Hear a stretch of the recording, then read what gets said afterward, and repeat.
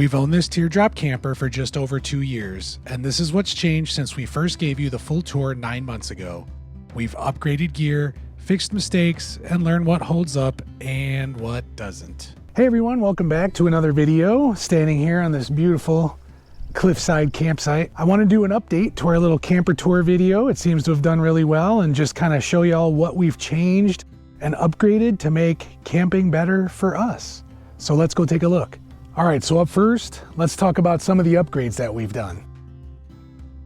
Tires. The factory ones didn't last. Now she's got BFG KO3s, just like the Bronco. Rooftop storage. We ditched the DeWalt and Husky boxes for a nice big Roam Adventure case. Now everything is in one singular location and easier to get to. And now our overall height is lower, so that's a plus. The best part? The gas struts to hold the lid open. One of those small things you just don't appreciate until you have it. Cooking. We swapped out the old Blackstone for their new Adventure Ready model. The old one was heavy and a pain to work with. This new one's way lighter, making it easier to move around. And it's non-stick, making cleanup a way easier process. It lights easier and it's more protected from the wind. An all-around superior version that we couldn't be happier with. Kitchen storage. We kept a lot of our utensils and kitchen items in random bins and bags, and nothing ever seemed to fit quite right. So Melissa said enough of that, and we ordered some more Step 22 gear. It keeps everything better organized, and it even fits better in the camper overall. I've been really impressed with the durability and quality of these, a true testament to the old adage, you get what you pay for. And here's some of the new gear. None of it was really planned. We had our setup pretty dialed in, but as you get out there and as you do this, you'll find that just when you think you have it all dialed in, something comes up where you need to add some stuff. So let's take a look at that. Starlink. Now, we've had the actual Starlink dish in service since the original tour.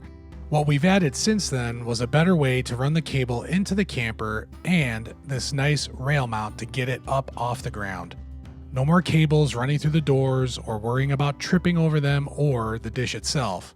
I'll link the video on screen and down in the description on what I did to run that cable inside without drilling any holes in the sides of the camper if you're interested in how I achieved that. A second power station.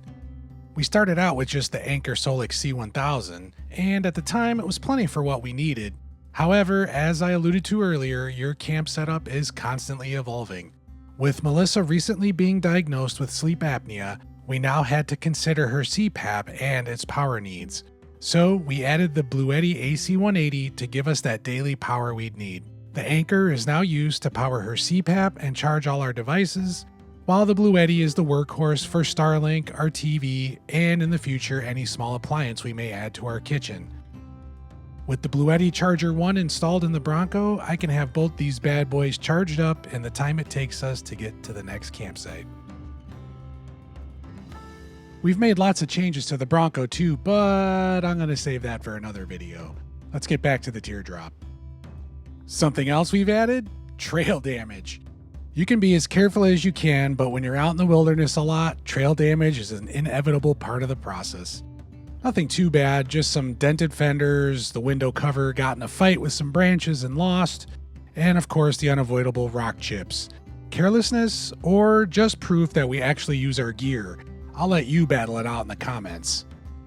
For the most part, everything is still the same and everything has been working out great, and nothing really has needed to change for 90% of our setup. Now I just want to take a moment to point out some of the gear that's still around and has worked out really well thus far. First up, these hammock chairs from Costco. They are so comfortable and easy to fold back up, and they really have stood the test of time.